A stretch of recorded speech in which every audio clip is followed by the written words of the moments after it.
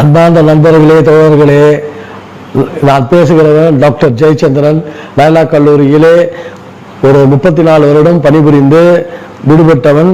இப்போது இந்த யூடியூபிலே உங்களை எல்லாம் காணுவதற்கு மிகவும் சந்தோஷம் அடைகிறேன். ஏன் இந்த அசைன்மெண்ட்டை நான் எடுத்துக்கொண்டேன் என்றால், மக்கள் எல்லாம் யூடியூபில் பார்க்கிறார்கள், நிலை இளைஞர்கள் பார்க்கிறார்கள். இவர்களுக்கெல்லாம் அண்ணாவை பற்றியோ அல்லது பெருந்தலைவர், உலகத்தில் இருக்கின்ற பெரும் பெரும் தலைவர்கள் இருக்கிறார்கள், அவர்களை பற்றியோ ஆப்ரஹாம் லிங்கனை பற்றியோ குறிப்புகள் எல்லோரும் கூறுகிறார்கள். ஆனால் அவர்கள் யார் யார் என்பது, அவர்களுடைய வாழ்க்கை குறிப்பு என்ன, அவர்கள் சிந்தனைகள் என்ன, சாதனைகள் என்ன என்பதெல்லாம் அவங்களுக்கு தெரியாமல் இருக்கிறது. அதனால நம்ம என்ன பண்ணோம், அவங்கள போய் தெரிஞ்சுக்கலாம். ரொம்ப நேரம் பொறுத்து ரொம்ப விஷயம்லாம் சொல்லுவாங்க. அவங்க யாரு, என்ன பண்ணாங்க, என்ன சாதிச்சாங்க, அவர்கள் மக்களுக்கு அவங்க செஞ்ச சேவைகள் என்ன என்பதை பற்றி மட்டும் நம்ம இப்போ பேசுவோம். இதுதான் நம்ம முக்கியமான ஒரு கருத்தை வச்சு இது முதல் எபிசோடாக நான் தொடங்குகிறேன். நான் முதல் தொடங்கி இருப்பது யார் என்றால், நமது இந்தியாவிலே இப்போது இருக்கக்கூடிய நிலைமை, உலகம் ஃபுல்லாக இருக்கக்கூடிய நிலைகள் இருக்கக்கூடிய நிலைமை என்னவென்றால் COVID-19. எங்க பார்த்தாலும் COVID-19 இது புதுசா இப்பதான் நம்ம பார்க்கிறோம். ஆனா உலகம் பல முறை இது மாதிரி விதமான பிரச்சனைகளை அதை பார்த்து கொண்டிருக்கிறது. இந்த மாதிரி வியாதிகளை பார்த்து கொண்டு பல விதமான மக்கள் எல்லாம் முன்னாடிலாம் பார்த்தீங்கன்னா மைக்ரோஃபோனில் சொல்லுவாங்க, இந்த மாதிரி மஞ்சகாமால வந்துருச்சு, எல்லாம் ஊர் விட்டு காலி பண்ணி போங்க அப்படின்ற மைக்கில் சொல்லி எல்லாம் ஓடுவாங்க. பேரம்மை வந்து விட்டது, இப்படியாக எல்லோரும் வீட்டை காலி பண்ணுங்க, வீட்டில் இருங்கள் எல்லாம் சொல்லுவாங்க. இந்த மாதிரி இது நிறைய முறை பல வருடங்களாக உலகம் ஃபுல்லாக வரக்கூடிய வியாதிகள் என்று ஒன்று. இப்போது நம்மளை தாக்கி இருப்பது COVID-19. இப்போது எவ்வளவு பிரச்சனைகள் இருக்கிறது. இதிலே நாம் எப்போதும் நம்ம சொல்லக்கூடிய front line service oriented people, அதாவது முன்னாடி என்ன இருக்கிற டாக்டரு, நர்ஸு, அதாவது துப்புரவு தொழிலாளர்கள், இவர்கள் எல்லாம் தங்கள் உயிரை பணயம் வைத்து மக்கள் சேவையில் ஈடுபட்டு கொண்டிருக்கிறார்கள். அவர்களுக்கு எல்லாரும் அவர்களுக்கு ஒரு வழிகாட்டியாக முதன்மையாக இருக்கக்கூடியவர் யார் என்று நான் பார்க்கும்போது, இந்தியாவிலே சேவை செய்து உலக நோபல் பிரைஸ் பெற்றவர் டாக்டர் மதர் தெரேசா அவர்கள். ஆகவே மதர் தெரேசாவை பற்றி நான் முதற்கண்ணாக இருப்போம். அவர் யார், எங்கிருந்து வந்தார், என்ன சேவை செய்தார், அவர் மக்களுக்கு அர்ப்பணம் என்ன செய்தார், அதனால் ஏற்பட்ட விளைவுகள் என்னென்ன என்பதை பற்றி நாம் இப்போது பார்ப்போம். எடுத்துக்கொள்ளுகின்ற தலைவரின் பெயர் அல்லது சேவை செய்கின்ற ஒரு சாதாரண ஒரு பிரஜை மதர் தெரேசா அவர்களை பற்றி இப்போ பேசியிருக்கிறோம். மதர் தெரேசா அவர்கள் அல்பேனியா நாட்டிலே பிறந்தார். நம்ம ஊருக்காரு கிடையாது. அவர் இந்தியாவில் இல்லை, அவங்க அல்பேனியாவில் பிறகுறாங்க. 26 ஆகஸ்ட் மாதம் 1910 அவங்க பிறகுறாங்க. அவங்க தந்தையின் பெயர் நிக்கோலி, தாயின் பெயர் பெனோஃபைஸ். அவங்க ஒரு சாதாரண வில்லேஜில் பிறகுறாங்க. அந்த அம்மா அவங்களுக்கு எப்பவுமே ஒரு மதம் சார்ந்த ஒரு இலக்கம், கிறிஸ்தவ மதத்தின் மீது அவங்களுக்கு பெரிய ஆர்வம், பற்று நிறைய இருக்கிறது. அவர்கள் 12 வயதிலே அவர்கள் ரிலீஜியஸ் செய்யணும், ரிலீஜியில் சுற்றிட்டு இருப்பாங்க. எப்போ பார்த்தாலும் அங்கே இருக்கிற சர்ச்சுக்கு போவாங்க, நிறைய கோயில் அட்டன் பண்ணுவாங்க. இப்படியாக அவங்க வாழ்க்கை தொடங்கியது.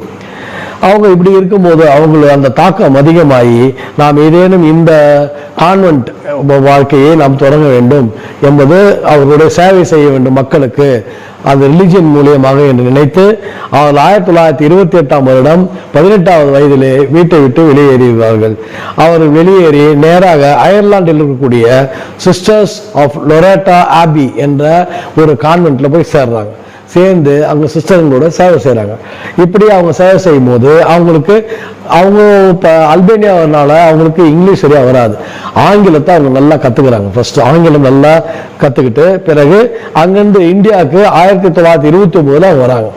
1923 அவங்க சாகிற வரைக்கும் இந்தியாவில் தான் இருக்காங்க. இந்தியா மக்களுக்காக தான், பெங்காலில் இருக்கக்கூடிய கல்கட்டாவில் இருக்கக்கூடிய மக்களுக்காக தான் அவங்க சேவை செய்கிறாங்க. அதுதான் அவங்களுடைய சுருக்கமான ஒரு வாழ்க்கை. இதில் முக்கியமாக அவங்க பெங்கால் சும்மா இல்லை, அவங்க பெங்காலி கற்றுக்கிறாங்க. பெங்காலி கத்தி லோக்கல் மக்களோட அவங்க பேச பழகிறத செய்கிறாங்க. அது மட்டும் இல்லாமல் அவங்க டீச்சராக ஒரு 14 வருஷம் வேலை செய்கிறாங்க. இந்த லொரேட்டா கான்வென்ட் அவங்க டீச்சரை வேலை செய்கிறாங்க. அப்போ டீச்சரை வேலை செய்யும்போது அங்கே இருக்கின்ற நிலைமை, அதை சுற்றி இருக்கின்ற நிலைமை அவர்களை மிகவும் மனத்தாக்கத்துக்கு, மன உளைச்சலை ஏற்படுத்துகிறது. இன்னொன்று பார்த்தீங்கன்னா, எல்லாமே பாவர்ட்டி, ஏழ்மை, அழுகுரல், எங்கே பார்த்தாலும் ரயட்ஸ், அப்படி ஒரே பிரச்சனை. என்ன ரைட்ஸ், இந்து முஸ்லீம் வயலன்ஸ், இப்படி ப்ராப்ளம்லாம் பார்க்கும்போது மக்கள் எல்லாம் பாதி பேர் தெருவிலையும், பாதி பேர் துணி இல்லாமையும், பாதி பேர் லெப்பர்ஸாகவும் வாழ்ந்து இருக்கின்ற காட்சிகள் எல்லாம் அவர்களை மனதை நோக வைக்கிறது. ஐயோ, நாம் என்ன செய்ய முடியும், நாம் என்ன இவர்களுக்காக செய்யலாம் என்று அவர்கள் இருக்கும்போது, அவர்கள் டார்ஜிலிங் கான்வென்ட்டுக்கு ஒரு நாள் ட்ரெயினில் போயிட்டு இருக்கும்போது திடீரென்று ஒரு அசிரீதி அவர்களுக்கு ஏற்படுகிறது. அந்த அசிரீதி, அந்த புதிய சக்தி, அதான் சொல்ற அட்டை நிர்வாணா அப்படின்னு புத்தாக்கு, அது மாதிரி இவங்களுக்கு ஒரு அட்டை நிர்வாணா, இன்னர் கால் அப்படின்னு அவங்க சொல்றாங்க. என் உள் ஏற்படக்கூடிய புதிய தாக்கம், உள்குள் ஏற்படும் இன்னர் கால், அது என்னடானா கடவுளின் அழைப்பு. நீ இனி மக்களுக்கு சேவை செய்.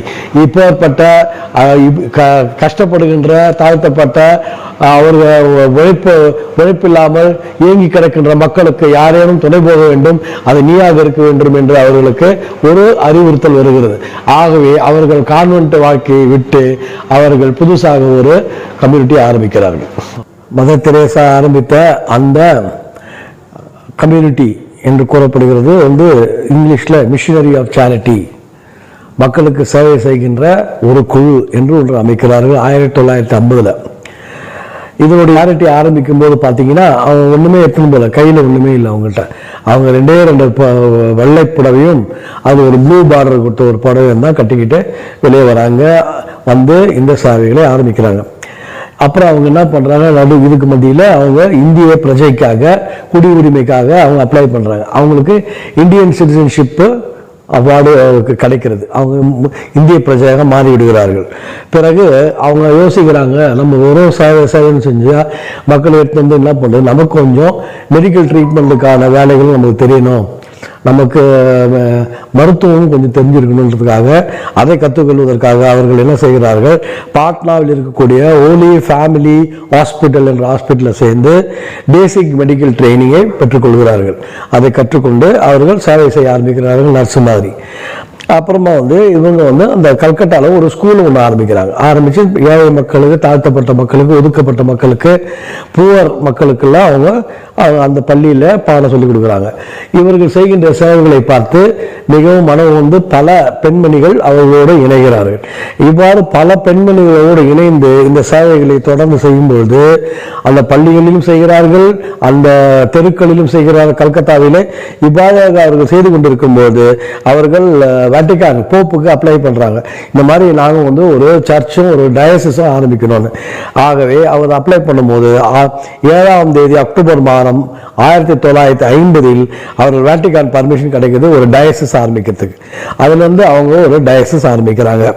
அந்த டயசிஸ் ஆரம்பிச்சு அந்த டயசினுடைய முக்கிய பணினா பசியாக, நிர்வாணமாக, வீடு அற்றவர்களாக, ஊனமுற்றவர்கள், பார்வையற்றவர்கள், லெப்ரசி, குஷ்டரோகம் பிடித்தவர்கள், இவர்களெல்லாம் மக்களால் ஒதுக்கப்பட்டவர்கள், அவர்கள் மக்களுக்கு அன்பில்லாதவர்கள் என்று தெருவிலே தாக்கப்பட்டு அவர்கள் உயிருக்கும் வாழ்வுக்கும் நடுவே வாழ்ந்து கொண்டிருந்த மக்களுக்கு சேவை செய்வதே எங்களுடைய முக்கியமான ஒரு கொள்கையாக அவர் கொள்கிறார்கள்.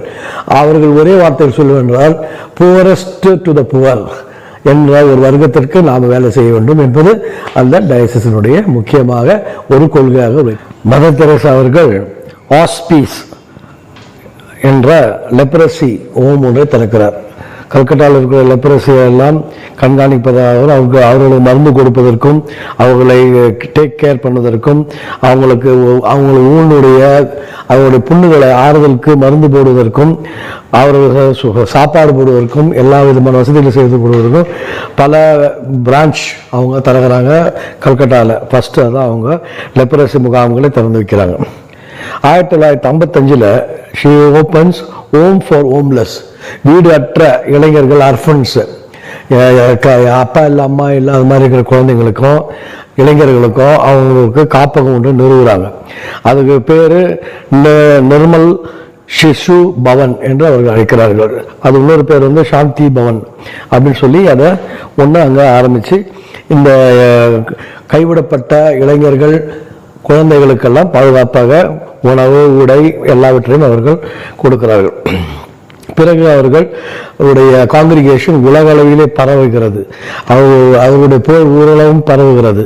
அது எங்கெங்க போகுதுன்னா வெனிசுலா அவங்களுடைய மிஷினரி ஆரம்பிக்கிறாங்க, இட்டாலியில் ஆரம்பிக்கிறாங்க, டன்சானியாவில் ஆரம்பிக்கிறாங்க, ஆஸ்திரேலியா, யூஎஸ், ஏஷியா, ஆப்பிரிக்கா போன்ற பல கண்ட்ரிகளில் அவருடைய ஆர்கனைசேஷன் மிஷினரி பரவி உலகம் ஃபுல்லாக அவர்களுடைய தொண்டர்கள், அவர்களுக்கு சேவை செய்கிற டிசைபிள்ஸ் என்று கூறக்கூடிய அவர்களெல்லாம் வேலை செய்ய ஆரம்பிக்கிறார்கள். 1997 அவங்க கிட்ட வந்து 4000 சிஸ்டர்ஸ் வேலை செய்கிறாங்க, 450 பிரதர்ஸ் அவங்க வேலை செய்கிறாங்க. வெளிநாட்டில் ஒரு 100, மொத்தமாக 5000 பேர் வேலை செய்ய ஆரம்பிக்கிறாங்க. 600 மிஷினரிஸ் உலகம் ஃபுல்லாக அவங்க நிறுவ செய்கிறாங்க. அந்த 600 மிஷினரிஸ் ஸ்கூலு, ஷெல்டர் என்று 120 கண்ட்ரியில் அவங்களுடைய காங்கிரிகேஷனும் அவங்க மிஷினரி ஒர்க்கும் எல்லா இடத்துலையும் சேவைகளை செய்கிறார்கள். மதர் தெரேசா அவர்களுடைய சேவையை பாராட்டி பலவிதமான ரெக்கக்னிஷனும் அவார்டுகளும் அவருக்கு கொடுக்கப்படுகிறது. இந்திய அரசாங்கம் 1962 அவருக்கு பத்மஸ்ரீ அவார்டை கொடுக்கிறது. பிறகு 1969 இந்திய அரசாங்கம் Jawaharlal Nehru award of international understanding என்ற ஒரு அவார்டை அவங்களுக்கு கொடுக்குறாங்க. அதுக்கப்புறம் பார்த்தீங்கன்னா 1980 பாரத் ரத்னா அவார்டு அவங்களுக்கு கொடுக்குறாங்க. 1979 அவங்களுக்கு உலகளவில் Nobel piece prize for humanitarian ஒர்க்குக்கு கொடுக்கப்படுகிறது.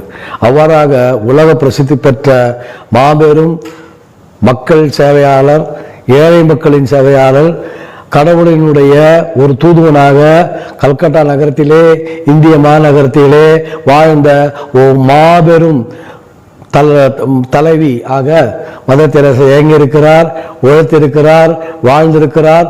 நமக்கெல்லாம் வழிகாட்டியாக இன்றும் நம் உள்ளத்திலே வாழ்வார். அவர்களை பின்பற்றி மக்கள் சேவையிலே நாம் இயங்க வேண்டும். அவர் 1997 செப்டம்பர் மாதம் இறைவனடை சேருகிறார். இவ்வாறாக இருக்கும்போது இவருடைய காலகட்டத்திலே அவர் பல விதமான